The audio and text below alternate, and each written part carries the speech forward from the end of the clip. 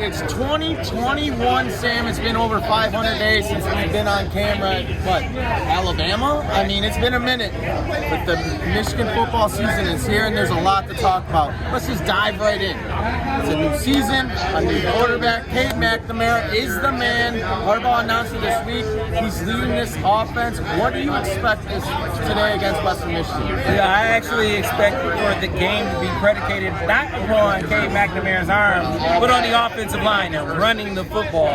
That's been the talk all fall camp, is that they're more physical, that they're going to be able to impose their will on teams and then play off of that with the passing game. So more play-action passing coming back to the playbook. Still RPO, still some speed and space, getting guys out on the perimeter in one-on-one matchups. They're still going to do those things, but first and foremost, run the football.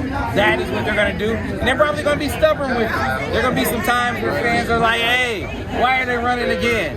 They are looking to establish that part of this offense because as that goes, they think this team. You know, you say run the football, that means, in my opinion, and I know I've heard you talk about it on the radio, that means that offensive line is developing. You've heard good things about this offensive line. Why don't you elaborate on that? Yeah, and I actually, I'm actually more optimistic about that translating than I am some other aspects where I have more questions about. Like I have more questions about the performance of the defensive line translating, more questions about the performance of the corners translating. We will see. Offensive line, I'm actually kind of buying that a bit more because when you think about why they weren't successful last year, you had a lot of injuries. Ryan Hayes playing through turf toe from the Michigan State game on. You had Stuber, who was coming off an ACL. You had Andrew Bastardas, who, past the Michigan State game, he could barely bend over. By the time they took him out of the lineup, he couldn't bend over, let alone fire out of a stance. And Zach Zinner in the last game, he tries to play one series and is damn near in tears because he cannot go and be there for his teammates. They're healthy, and they have been together for an entire spring and an entire fall camp, and everyone on the offensive line has some experience now. Add it all up, they're bigger, they're athletic, and now they have some chemistry that should translate to them being able to run the football. Let's switch it over to the defensive side. A new era. Don Brown is out. Mike McDonald is in. A new defensive scheme. We got new defensive players. We got guys switching positions. Aiden Hutchinson's won the note.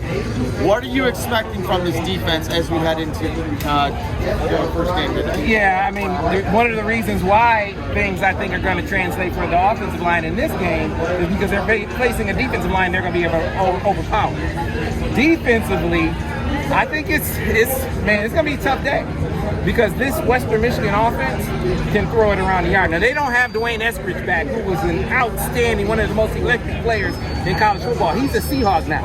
But they have enough talent around quarterback Caleb Ellaby to really tax Michigan's vulnerability on the back end. So, pressure up front. Can they get pressure front? Can Aiden Hutchinson have a big day against a converted center at left tackle? That's a big key.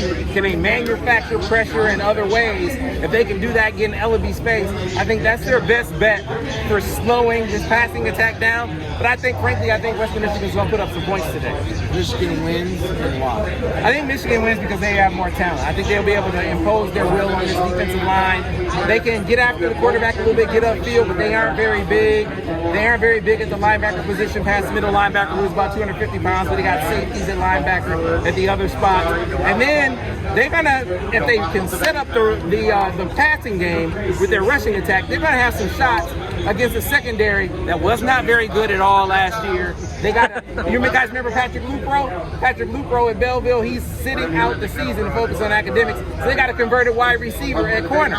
There will be some shots down the field. Just too much of an opportunity for this offense. Michigan wins this game today. I'm going to go 37-24. I'm going 38-20. That's going to wrap it up for our pregame coverage.